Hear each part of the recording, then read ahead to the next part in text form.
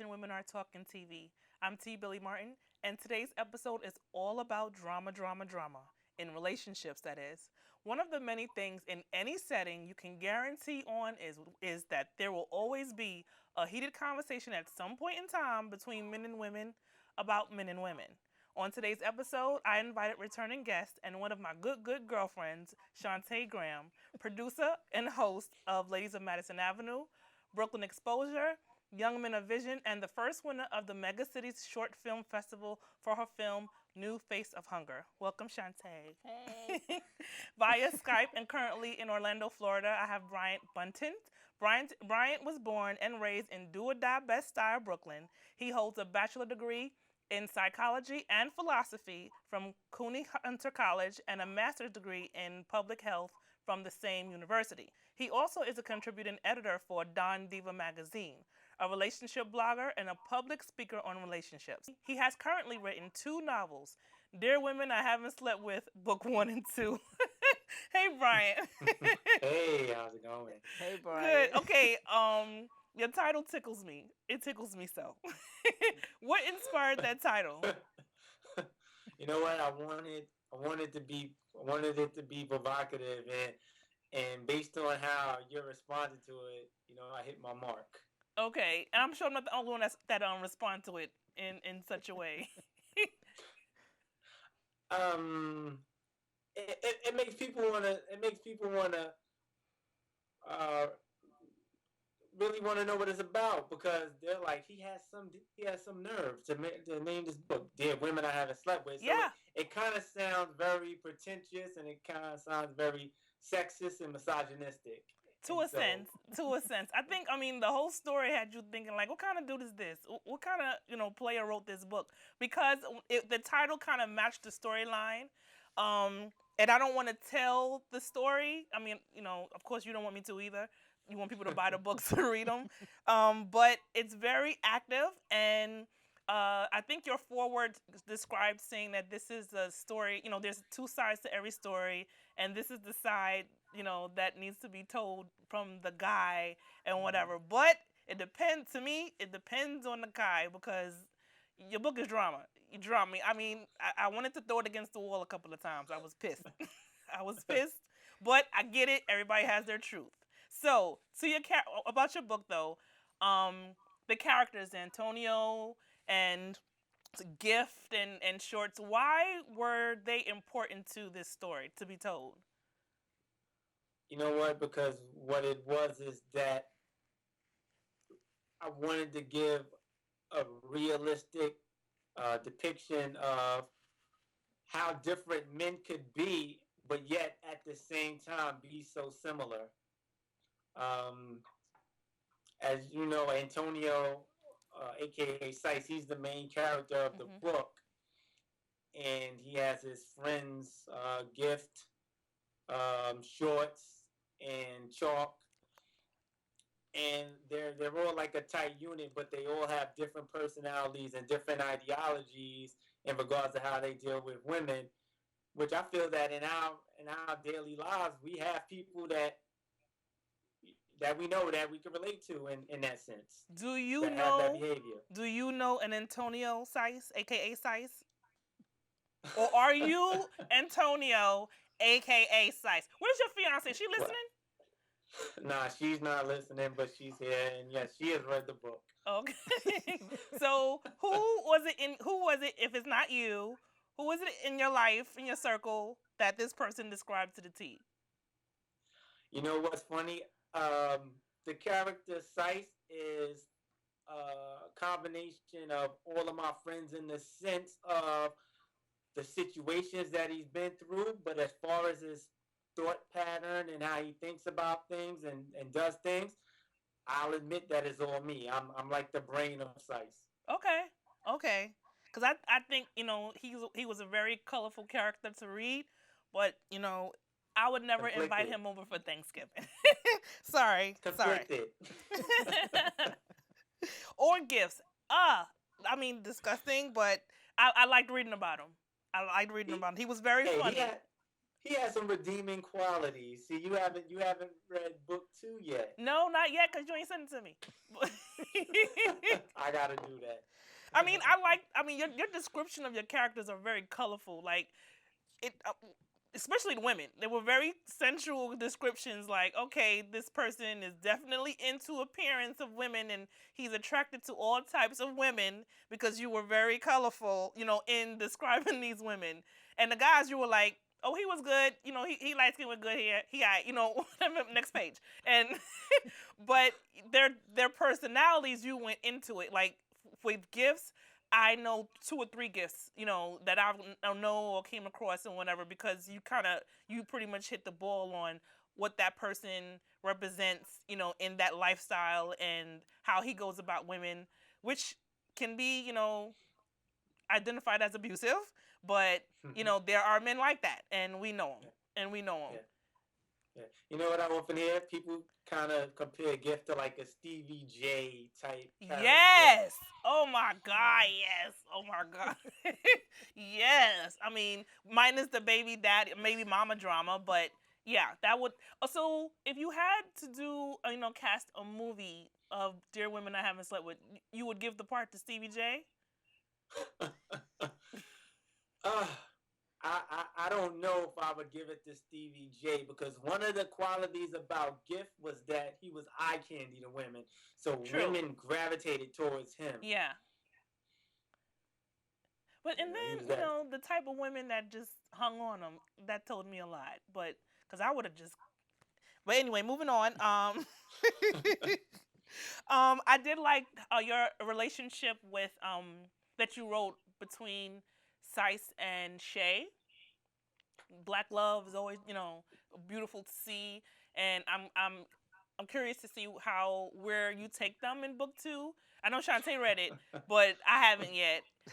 But I have a problem with their come up, where she's married and she's in an unhappy marriage and whatever, but she's comfortable, she's fine until she came up. I don't want to tell all the story, but they reconnected the type of way that they have. I just feel like, I don't know, being a grown woman of the world, and if I'm going through a heavy relationship problem as Shay is, and then I come across this long lost love of mine who has just as heavy baggage going on and whatever, do we really need to be trying to connect, rekindle, reenact something when instead of dealing with our own individual relationships before causing one that can cause more drama? I think that it was just really emotional without even thinking. I think it was just the rekindling of a flame and trying to test what could be was what fueled everything. And based on the situation, I mean, if it was one of our friends, we would tell them probably that's not a good situation. Right. But you can't tell people that when they're in love or they think they're in love. So, Chante, are they in love? You read a book too. I want to know. I'm gonna still read it, that's for sure. But I want to know: are they really in love? I think they love each other, but I think that it's the circumstances that make it difficult. Like, we've all heard of the expression, the way that a relationship begins is the way it's going to end. Yes. So if you kind of come into something that there's a lot of drama surrounding it, there's going to be issues. Yep. And you're going to see those issues in book 2. Okay. And you had a lot of issues in book 1. Like, there was a whole lot of issues. There's even more on top of, or is it more, okay, we're seeing those issues be resolved? It gets progressively worse. Oh my God! Please don't tell me somebody get killed or whatever. Somebody go to jail for 50,000 years. Oh yeah, there's a lot of things that happen from the end of book 1 through book 2. Wow. A lot of new characters are introduced in book 2 as well. But it's good to see that drama with men, because there's always drama with women. Mm-hmm. So what I liked about book 1 was that it told the man's perspective and all the drama that they have, and we usually don't hear about that. And how they that see was us right, in exactly. their drama. So that was a good part that I enjoyed about the book. But those same situations where you could be involved with somebody, that gets sticky. Very sticky, Because if especially you're that in one. love with them, how do you know what I'm saying? Mhm. Your emotions take over sometimes. Yeah. Now, and what I also wanted to show was people being realistic. We all do questionable things and try to justify it, and I think that was Sice's strength, You think? justifying his questionable actions. Which to me, I was so pissed off about because he was making excuses for everything. Like he wasn't like gifts. He would never say I'm a whore, or whatever. Even though you walk like a dog, talk like a dog, whatever. But he wouldn't say that, but Sice was doing some irresponsible things to be such an accomplished man in his career, his finances. He great setup on paper. Somebody that you would definitely want to, on your arm when you're visiting the White House. But then he was doing some stuff. Is that the one that slept with the attorney? You see what I mean? Yes. I read the book so long ago, but I think is that the same person? Okay. I mean, and then slept with the young girl. That's another thing. Why is it okay? So he's all broken up from his marriage, whatever. Though his wife cheated on him and all that stuff, and he all okay. I gotta do something to build back my ego. Why get involved? Why do men do this? Get involved with the young and dumb chick just because she got a hot body and she's saying yes to anything. How is that fixing your situation? She came on to him. Huh? He said she came on to him. We know that, but he said yes every time. Because men don't really say no. Well, I'm glad you being straight up honest about it. I'm glad you just letting me know. But how does that help his situation, though? I mean, like, why do men think that that's a way to help their situation? Oh, he wanted. It was a way of getting it off of his mind. And as you could tell through the book, it's like because it was such first person, you got to really and. In addition to seeing what he did, you also got to understand why he did it because he would explain it to you. So it was pretty much, I like her. I'm going through stuff emotionally. She's giving me comfort sexually. I know I'm not going to really want anything to do with her. But he kept dealing with her. That's what men do. Yeah. To me, that was irresponsible. But that was like really irresponsible of him. He knew he wasn't going nowhere with her, but he kept every time she called, "Hey, daddy," whatever. He's answering. He's making himself available to her in any form of fashion. And she was giving it up. So how many so of them easily say no? And that's a good point because this is the dilemma, and he said it himself. He says, "What am I supposed to do? Am I supposed to treat a woman like trash? Like, even if I don't want nothing to do with her, I'm still going to treat her like, I'm going to treat her with respect and as a queen when I'm with her." And that was how he went about doing it. So that's how he justified it. I mean, yeah. But then you're sending mixed signals. Mm-hmm. If you're treating her like a queen, she's going to start thinking that she's your woman or, she's going to be expecting. She's going to be expecting. We had this conversation before. Which is always the problem. Yeah. I mean, but she would be in the right. Like she was hurt because he didn't want her no more for the reasons he gave her, but he led her on too by allowing her to be so forward and, he was receiving. If he knew he didn't want a future with her, he should have been shutting it down. Like, if it meant kind of not being the nice guy, at least the message is clear that you are what you are to me, and don't think of yourself then, Billy, nothing more. How many times do men do that? They don't, because they're comfortable in their excuses and stuff like that. It's like, okay, you sleeping with somebody. Next thing you might be thinking, oh, I'm his girl. But yeah, and he got a whole nother agenda, and it's not until like gifts. Sometimes you have to ask them what it is, but they'll have you thinking that I'm your girl. I mean, she was young, though. There was so much of an age difference. It was like probably 14 years. Yeah, and that's another thing. For him to be such an educator, that was not smart. That wasn't a proud moment. He does questionable things. Yes, he does. He does questionable things. Which is why I understand why Gifts and other one is in his life and everything. But back to Gifts, because, okay, so why did... I get why Sice named him Gifts, because he's gorgeous and women are just attracted to him. I get it, whatever. But his behavior towards women is, borderline abusive. He's not he's not a gentleman. He's not a gentleman at all. And like I said, I would not want to be seen with him because I know the minute he go left, I'm going left with him. So like why would you pair him up with someone like Sice who has a serious conscience and yet their relationship is so solid? Because you know what? And I'm not trying to give anything away, but Sice and Gift are more similar than you think. It's Oh more yes. of a Malcolm X, Martin Luther King thing. They have different methods to achieve the same results. So what goal was the Gift trying to reach? Because he didn't seem that he cared about nothing but himself. Gift loved his girlfriend. He just loved other women too. So he was one of those guys where he would mess with other women, but he wouldn't catch feelings towards them because he knew that he wanted to be with Deanna. That was going to be the woman he was going to marry. But right now he wanted to do his thing, and he was just honest and upfront about it. No, he wasn't. He wasn't honest and upfront about it because if he was, she wouldn't be banging on his door at 3 o'clock in the morning.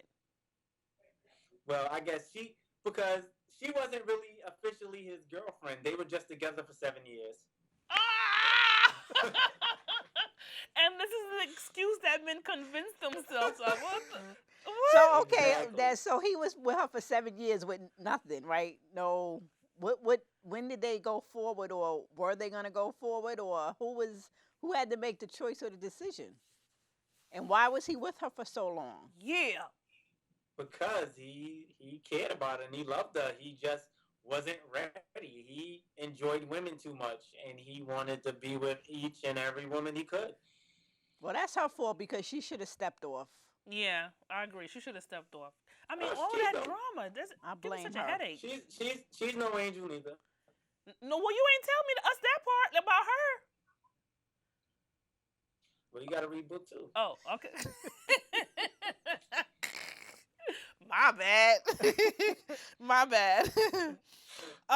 Like Okay, I'm sorry. it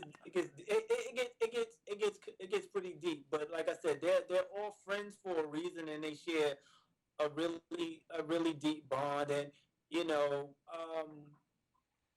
it's with Scythe, it was a character that I wanted people to question, but also kind of sympathize with or feel sorry for. Because come on, he got cheated on in the beginning of the book. Yeah, he did, and in such a nasty way, in such a disgusting way. And you laughing. You laughing. Hey, because there's more to that story too. There's 2 sides to that story. Well, I'm curious to know what that side is. She brought another man in her husband's bed, and was doing it for a while.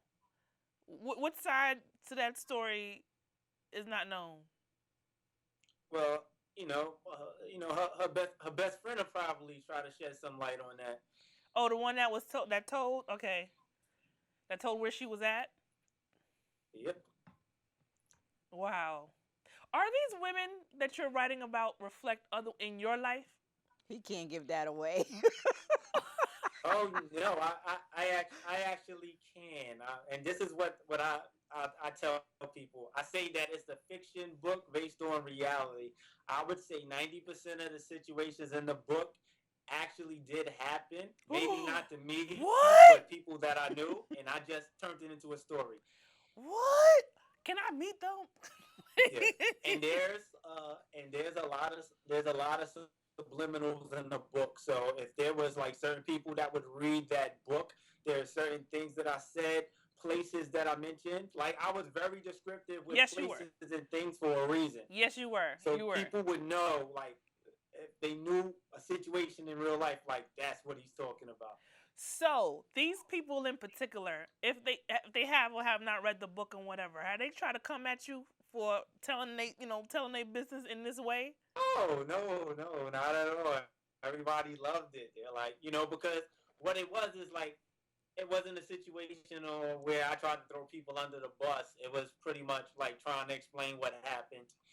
But none of the women in the book are real women. Because I get asked all the time, is the wife a reflection of my ex-wife? And the answer is no. Okay, she ain't look like that. And what's funny is that Trina is the name of my current fiance. Oh, but the book He wrote was. the book before. Oh, okay. I wrote Oh, the book okay. before I met her. That's just so ironic. Wait, so what were her thoughts on Trina? She was like, "Oh, that's a horrible woman," and she probably thought too I was talking about my ex-wife, but I was like, "No, mm-mm. Okay. Maybe some characteristics, but Have your ex-wife read the book? I don't know. I know that she knows about it. Oh, okay. I'm curious to know her thoughts. Yeah. Let her do your forward next time. Nah, I don't want any parts of her. I'm sorry, no shade, no shade. But I got a question for you. Oh, what? Reading the book so far, who was your favorite character? Who intrigued you the most? Out of the men or the women? Let's say the women. Out of the women, I want to say Shay to a certain extent. Okay. Shay to a certain extent.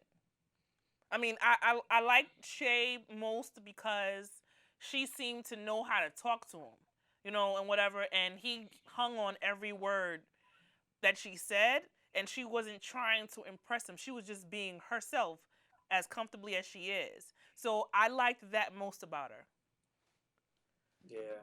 And, what was so symbolic about her character is because everybody and lots of women always ask, well, what's the wifey type? What makes a man want to wife a woman? And that relationship right there shows you. That's true. And she didn't do anything special. She didn't. She was just herself. Exactly. She was just herself. And it's the ones that do everything who end up on the sidelines when it's done. Like the young girl. Trying to play wifey and they're not. At night, right. Or portraying that they can and don't have any intentions to. Exactly.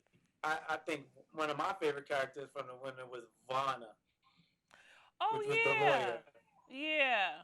Well, why her? Because she is the embodiment of the independent woman that takes a hold of her sexuality, does what she wants with no regrets. But men are scared of her. Yes, men are intimidated by her. Like, Sice was intimidated by her. He was scared of her. He was straight scared of her. That was the attorney? Yeah. Okay. Yeah.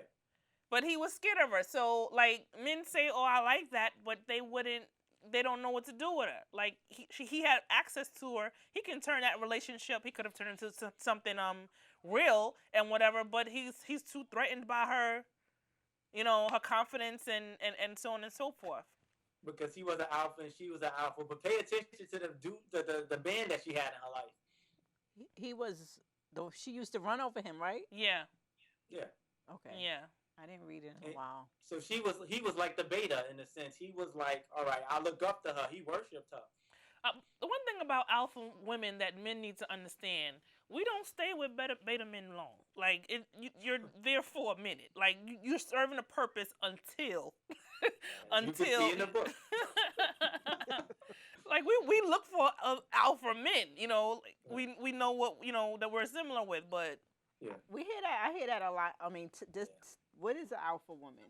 Describe what an alpha Vaughn, woman is. his attorney. Vanna, she was the attorney. She had her own money. Only thing she really needed a man for was sex. Yeah, I'm not to say that which that was her sexuality speaking for itself, but what she embodied is what I felt was or alpha. I think Shay was an alpha.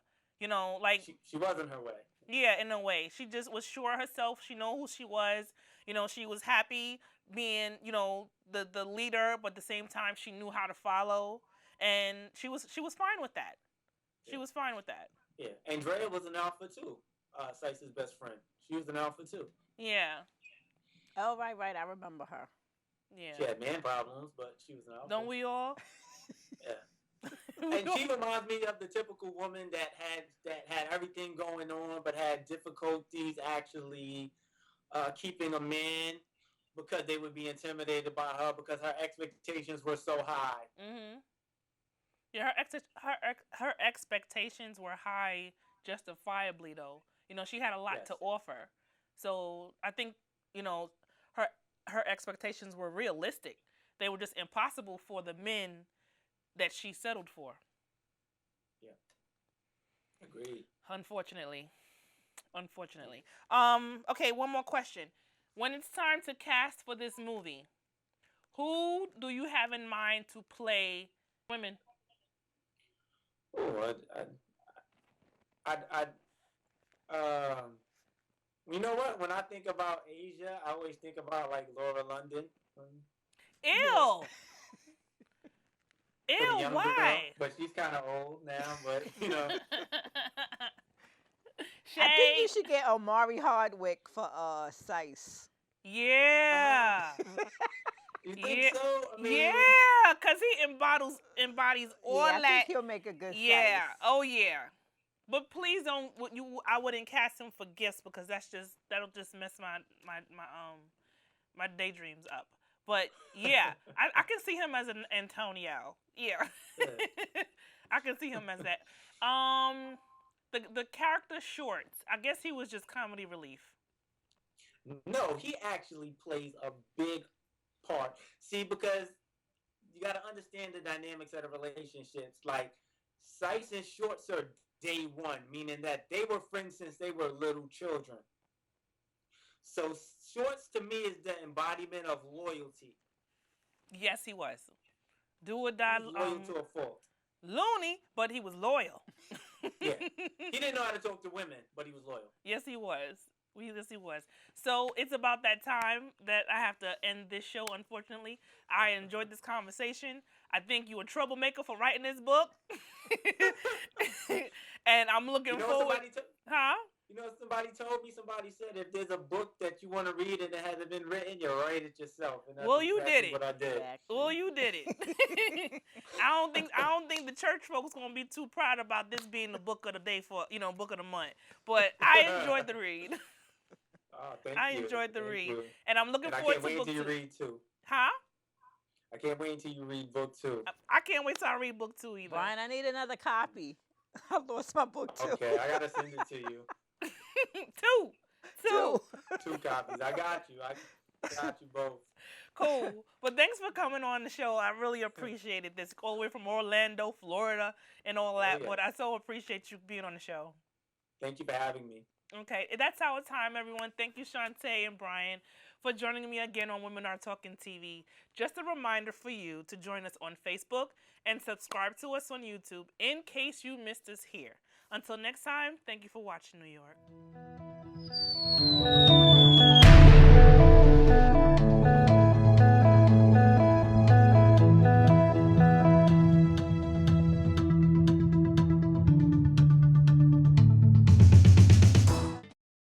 Belisha.